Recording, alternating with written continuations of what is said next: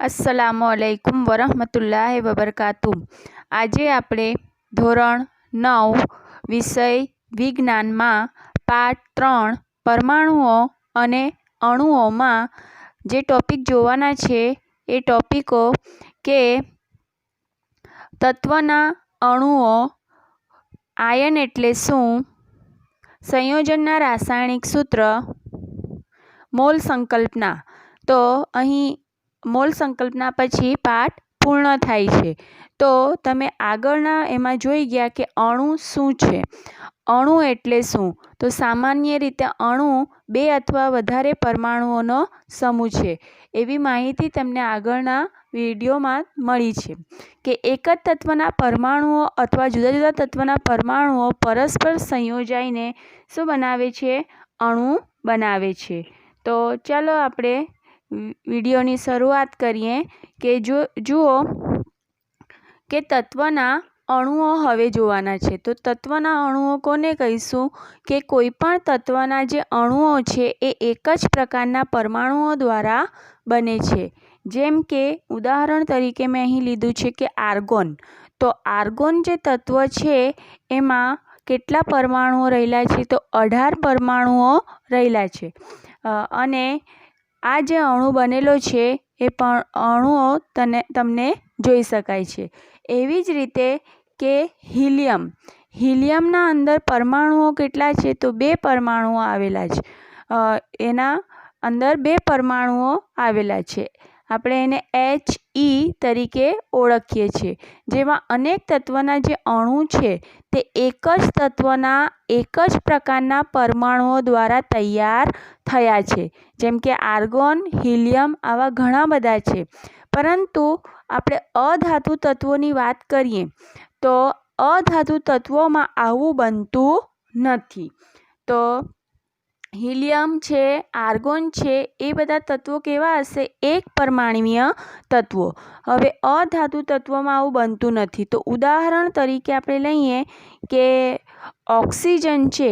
અહીં ઓક્સિજનનો એક પરમાણુ તમને આકૃતિમાં બતાવવામાં આવ્યો છે। તો ઓક્સિજનના અંદર જુઓ 8 એનો જે પરમાણુઓ રહેલા છે એમાં 8 પરમાણુઓ રહેલા છે। હવે જ્યારે આ પરમાણુ તરીકે અહીં બતાવેલો છે, પણ જ્યારે ઓક્સિજનના અણુની વાત કરીએ ત્યારે ઓક્સિજનના 2 પરમાણુઓથી બને છે। શું બનશે? O2। તો અહીં આકૃતિમાં તમે જોઈ શકો છો કે ઓક્સિજન અણુ અને આ શું છે? ઓક્સિજનનો પરમાણુ। એવી જ રીતે જો તેથી તેને કયો પરમાણુ કહીશું? દ્વિપરમાણુ પણ તરીકે ઓળખવામાં આવે છે। હવે જો ઓક્સિજનના અંદર 2ના બદલે 3 પરમાણુઓ સંયોજાઈ જાય તો 3 પરમાણુઓ સંયોજાઈ જાય તો એ શું બનાવે છે? ઓઝોન બનાવે છે।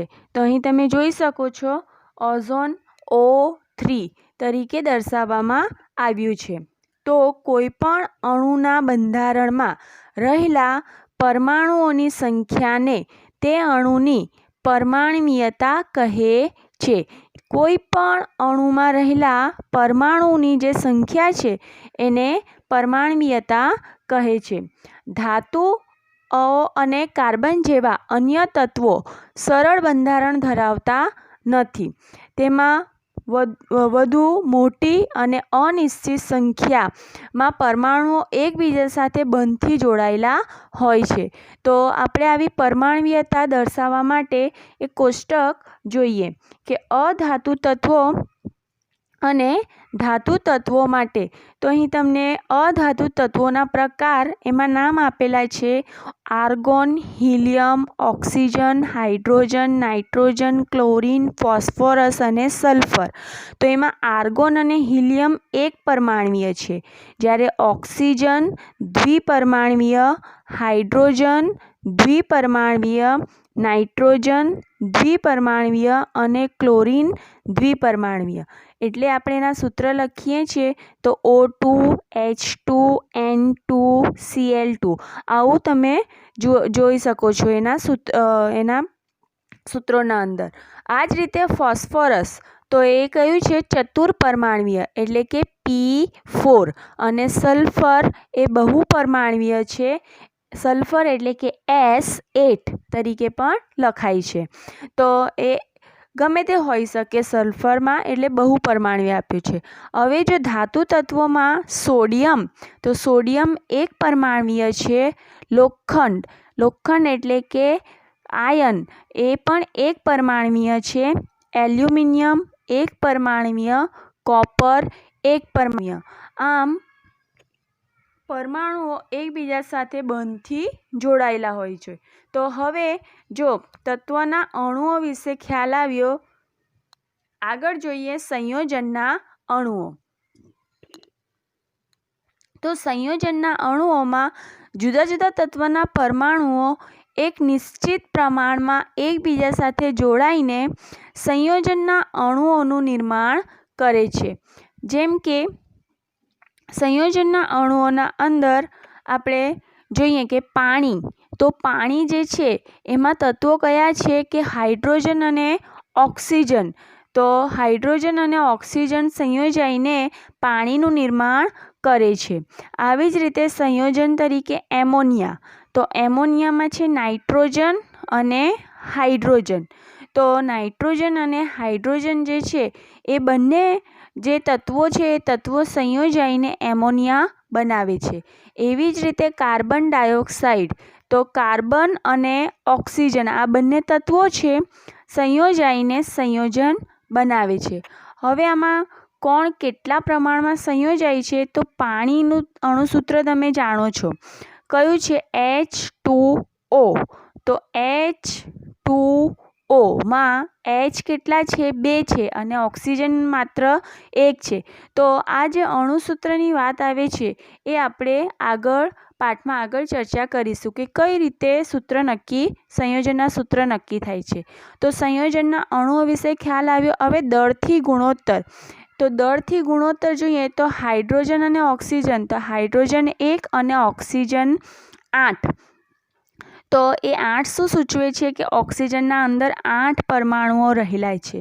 એવી રીતે N2 એટલે કે N અને હાઇડ્રોજનના 3 એટલે નાઇટ્રોજનનો જે પરમાણવીય દળ છે 14 છે અને હાઇડ્રોજનનો 1 છે. તો એ પરમાણવીય દળ કઈ રીતે નક્કી થાય છે એની ચર્ચા પણ આગળ પાઠમાં આવે છે. તો હવે આપણે આગળ જોઈએ કે આયન એટલે શું. તો આયનના અંદર જોઈએ કે જે ધાતુ તત્વ અને અધાતુ તત્વ જે છે એ બંને યુક્ત સંયોજનોનો વીજભારિત ઘટકોના બનેલા હોય છે અને આ વીજભારિત ઘટકોને આયનો કહે છે. એટલે કે ધાતુ બે વીજવાર અને અધાતુ પણ વીજભારિત ઘટકોથી બનેલા હોય અને એમને આયન તરીકે ઓળખવામાં, આ જે વીજભારિત ઘટકો છે એને આયન કહેવાય છે. અને આયન એ વીજભારિત કણ હોય છે, તે ધન વીજભારિત અથવા ઋણ વીજભારિત હોઈ શકે. ઋણ વીજભારિત આયનને એન આયન કહે છે, આ ખાલી જગ્યામાં આવે છે, અને ધન વીજભારિત આયનને કેટાયન કહે છે. જેમ કે ઉદાહરણ તરીકે લઈએ કે સોડિયમ ક્લોરાઇડ.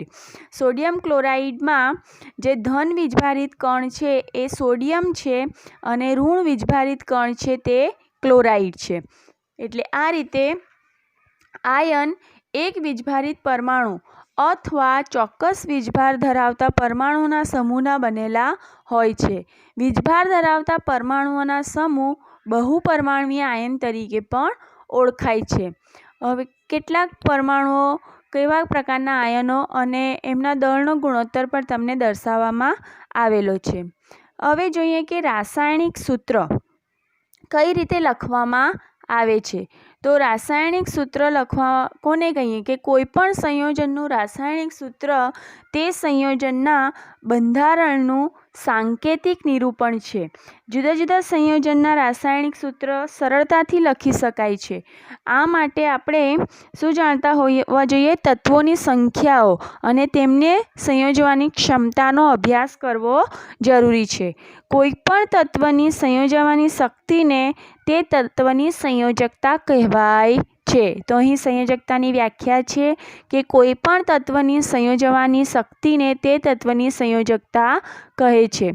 તો એના માટે કોઈ પણ તત્વના પરમાણુઓ અન્ય તત્વના પરમાણુઓ સાથે સંયોજાઈને કેવી રીતે રાસાયણિક સંયોજન બનાવે છે તે જાણવા માટે સંયોજકતાનો ઉપયોગ થાય છે. તો સંયોજકતા સમજવા માટે આપણે એક ઉદાહરણ લઈએ કે તમે કોઈપણ તત્વના પરમાણુઓની સંયોજકતા ને તે પરમાણુઓના હાથ અથવા હથેળી સ્વરૂપે વિચારી શકાય.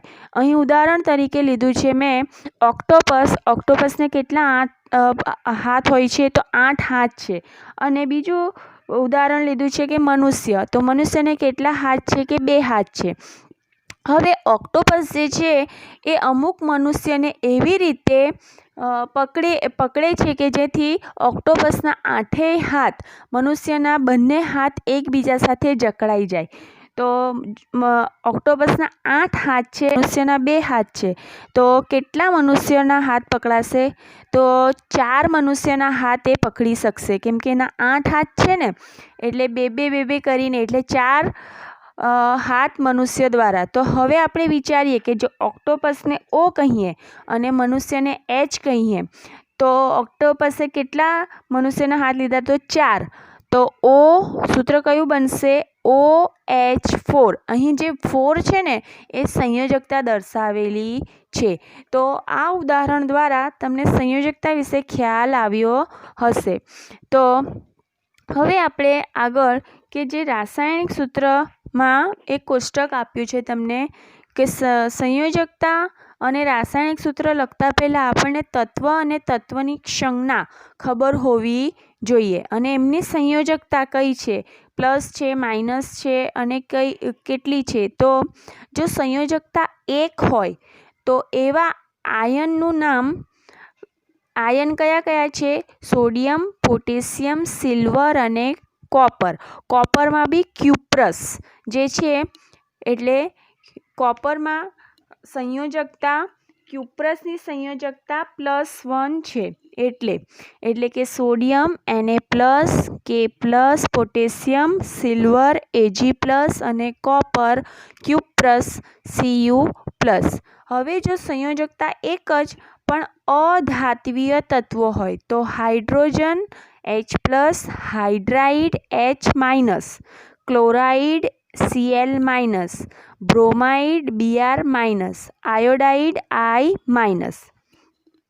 આ રીતે થયું. અને જો બહુપરમાણવીય આયન હોય તો એમોનિયા NH4+, હાઇડ્રોક્સાઇડ OH-. અહીં બહુપરમાણવીય છે, જોઈ શકો છો 2 પરમાણુઓ જોડાયેલા હોય છે. Nitrate NO3-, hydrogen carbonate SCO3-. તો આ કોષ્ટક તમે જાણતા હોવ તો તમે કોઈપણ સૂત્ર અને એની સંયોજકતા પરથી કોઈપણ સૂત્રનું નામ લખી શકો અને એ નામ આપેલું હોય તો નામ પરથી સૂત્રની સંજ્ઞા લખી શકો. હવે જો સંયોજકતા 2 હોય તો મેગ્નેશિયમ, કેલ્શિયમ, ઝિંક, ફેરિક અને ક્યુપ્રિક જે છે એમની સંયોજકતા +2 છે. એટલે કે magnesium Mg+2, Ca+2, ઝિંક+2, Fe ion +2 અને કોપર Cu+2. હવે એવી જ રીતે અધાત્વીય તત્વ ઓક્સાઇડ O-2, સલ્ફાઇડ S-2 અને carbonate CO3-2, SO3-2, sulphate SO4-2. હવે જો સંયોજકતા 3 હોય તો એલ્યુમિનિયમ Al+3 અને આયન ફેરિક Fe+3. જો ફેરસ હોય તો Fe+2. અહીં ખોટું છપાયું છે, ફેરિક અને ફેરસ. એટલે ફેરસ જે છે આગળનું જે Fe+2 જે છે એને ફેરસ કહેવામાં આવે છે. અને ફોસ્ફેટ PO4-3, નાઇટ્રાઇડ N-3. જુઓ એમોનિયા NH4 છે, નાઇટ્રેટ, આ બધા તત્વોની સંયોજકતા આવડતી હોવી જોઈએ અને એના સૂત્રો પણ આવડતા હોવા જોઈએ. તો આ કોષ્ટક તમારે 10મામાં પણ ખૂબ જ ઉપયોગી કોષ્ટક છે. હવે આગળ જોઈએ કે જે રાસાયણિક સૂત્રો જે છે એ રાસાયણિક સૂત્રમાં સાદા સંયોજનના સૂત્ર કઈ રીતે લખી શકીએ કે બે જુદા જુદા તત્વોથી બનતા સૌથી સરળતમ સંયોજનોને આપણે સાદા સંયોજનના સૂત્ર કહી શકીએ. હવે સાદા સંયોજનના સૂત્રમાં અહીં મેં ઉદાહરણ લીધું છે કે હાઇડ્રોજન ક્લોરાઇડનું સૂત્ર લખવું છે. તો હાઇડ્રોજન એટલે કે H અને ક્લોરાઇડ એટલે Cl. હવે સંયોજકતા કેટલી છે? હાઇડ્રોજનની 1 છે અને Clની સંયોજકતા કેટલી છે? 1 છે. તો કઈ રીતે જોડાવાનું કે Clના જે નીચે 1 છે એ એરો કરીને H પાસે બતાવ્યું છે અને હાઇડ્રોજનનો જે 1 છે એ એરો કરીને Cl પાસે બતાવ્યું છે. એટલે કે H એક સાથે જોડાય અને Cl એક સાથે જોડાય. એટલે બંનેમાં જે ક્રોસ ગુણાકાર જેવું બતાવ્યું છે એટલે આપણે આને લખીશું HCl. એક હોય તો આપણે એક બતાવતા નથી, 2 હોય તો એને આપણે નીચેની તરફ સંજ્ઞામાં બતાવીશું. એટલે આ સૂત્ર બન્યું HCl, જેને હાઇડ્રોજન ક્લોરાઇડ કહેવાય.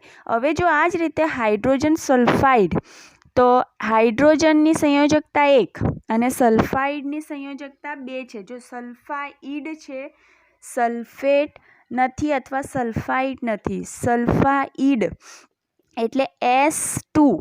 હવે આમાં H સાથે કેટલા જોડાશે? 2 અને S સાથે 1 એટલે H2S. હવે આ રીતે કેટલાક સાદા સંયોજનો જોઈએ કે કાર્બન ટેટ્રા ક્લોરાઇડ. તો કાર્બનની સંયોજકતા કેટલી છે? 4 છે અને ક્લોરાઇડની કેટલી છે? 1 છે. તો કાર્બન 1 અને ક્લોરાઇડ કેટલા છે? 4 છે. તો CCl4. સૂત્ર આવશે CCl4. આગળ જોઈએ હવે કે મેગ્નેશિયમ ક્લોરાઇડ. તો આપણે આ રીતે સંયોજનના અંદર સંજ્ઞા Mgની સંયોજકતા +2 અને Clની સંયોજકતા -1. તો MgCl2. આ રીતે તમે કોઈ પણ એલ્યુમિનિયમ ઓક્સાઇડ તો Al2O3 લખી શકો. હવે આગળ કે એકમ સૂત્ર દળ કે સૂત્ર એકમ દળ. કોઈ પણ પદાર્થનું સૂત્ર એકમ દળ એ તેમાં રહેલા તમામ ઘટક પરમાણુના પરમાણ્વીય દળોનો સરવાળો છે. હવે આ જ રીતે જે પ્રકારે આણ્વીય દળની ગણતરી થાય છે તે જ પ્રકારે સૂત્ર એકમ દળની ગણતરી થાય છે. અને ફરક માત્ર એટલો છે કે એકમ સૂત્ર આ શબ્દોનો ઉપયોગ એના પદાર્થ માટે કરીએ છીએ કે જેમાં ઘટક કણ તરીકે આયન હોય. જાણે કે ઉદાહરણ તરીકે આયન લીધું છે સોડિયમ ક્લોરાઇડ. હવે સોડિયમમાં એને દળ કેટલું છે? 23 છે અને ક્લોરાઇડનું 35.5 છે. એટલે 23 વત્તા 35.5 Na+ અને Cl- બંનેનો સરવાળો 58.5 U. તો NaClનું આણ્વીય દળ કેટલું થયું? 58.5 U. U એ એકમ છે. તો હવે મોલ સંકલ્પના જોવા માટે આપણે એક ઉદાહરણ લીધું છે કે હાઇડ્રોજન અને ઓક્સિજન જે છે, તો હાઇડ્રોજનના 2 પરમાણુઓ અને ઓક્સિજનનો 1 પરમાણુઓ સંયોજાઈને પાણીનો 2 અણુ બનાવે છે. હાઇડ્રોજન અણુમાં જો 4 U ઓક્સિજન અને અણુના 32 U સાથે જોડાઈને 36 U જેટલા પાણીના અણુ બને છે. તો આ જે સમીકરણ પરથી આપણે અનુમાન કરી શકીએ કે કોઈપણ પદાર્થની માત્રા તેના દળ અથવા તેના અણુઓની સંખ્યાને આધારે દર્શાવી શકાય છે. તો રાસાયણિક પ્રક્રિયા સમીકરણ પ્રત્યક્ષ રીતે પ્રક્રિયામાં ભાગ લેતા અણુઓ કે પરમાણુઓની સંખ્યા સૂચવે છે. પદાર્થના જથ્થાને તેના દળના સંદર્ભમાં દર્શાવવો તેના કરતાં અણુઓ કે પરમાણુઓના સંદર્ભમાં દર્શાવવું વધુ અનુકૂળ છે અને આના માટે જ એકમ મોલ રજૂ કરવામાં આવ્યો છે. કોઈપણ પરમાણુ, અણુ, આયન અથવા કણના 1 મોલ જથ્થામાં તેના જેટલી સંખ્યા હોય છે તેટલી સંખ્યા તેના પરમાણ્વીય દળ અથવા આણ્વીય દળ જેટલા ગ્રામમાં દર્શાવેલા જથ્થામાં હોય છે. તો કોઈપણ પદાર્થના 1 મોલ જથ્થામાં હાજર રહેલા ઘટકોની સંખ્યા એ કઈ છે? 6.022 × 1023 જેટલી નિશ્ચિત હોય છે. અને આપણે એની માહિતી પછી મેળવીશું. તો જોઈએ કે મોલ સંકલ્પના અંદર કે 1 મોલ કાર્બન પરમાણુ એટલે કેટલા કાર્બન પરમાણુ? 6.022 ગુણ્યા 10⁻23 પરમાણુ એટલે કેટલા ગ્રામ કાર્બન? 12 ગ્રામ કાર્બન. હવે જો હાઇડ્રોજન હોય તો હાઇડ્રોજનના અંદર 6.022 ગુણ્યા 10⁻23 પરમાણુ એટલે 1 મોલ હાઇડ્રોજન કહેવાય અને 1 ગ્રામ હાઇડ્રોજન પરમાણુ. આવી જ રીતે જો પરમાણુ કે અણુ કે આયન 1 મોલ લેવો હોય તો કોઈપણ કણની સંખ્યા જે હશે એ 6.022 ગુણ્યા 23 અને તેટલા જ ગ્રામ સાપેક્ષ દળ. અને 1 મોલ અણુ હોય તો એ જ પ્રમાણે આણ્વીય દળ ગ્રામમાં લઈશું અને અણુઓની સંખ્યા 6.022 ગુણ્યા 10⁻23 એટલે આ રીતે મોલ સંકલ્પના જોવા મળે છે.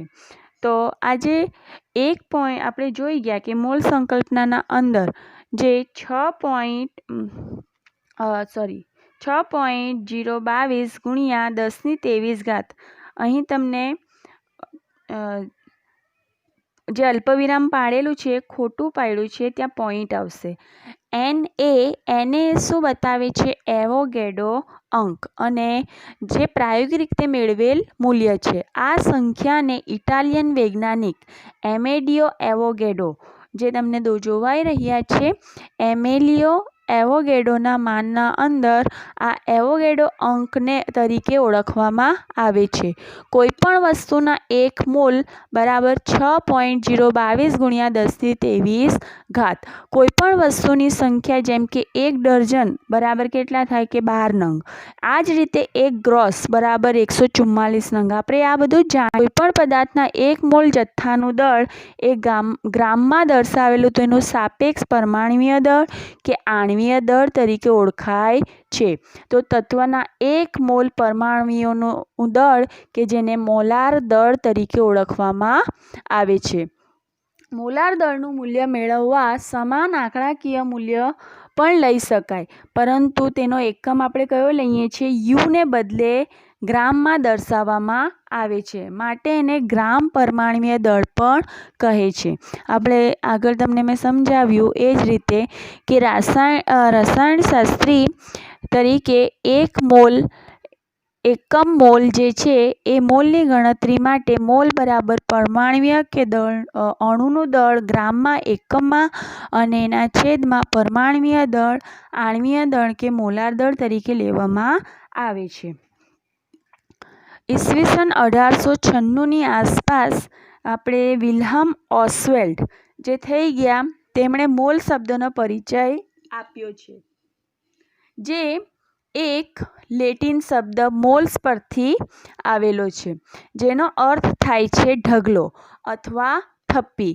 કોઈપણ પદાર્થના અણુઓમાં પરમાણુઓનો એક ઢગલા સ્વરૂપે વિચાર કરી શકાય અને 1967માં આ એકમ તરીકે મોલની સ્વીકૃતિ થઈ કે જેના દ્વારા પરમાણુઓ અને અણુઓની મોટી સંખ્યાને દર્શાવવા માટે મોલ શબ્દનો પ્રયોગ લેવામાં આવ્યો.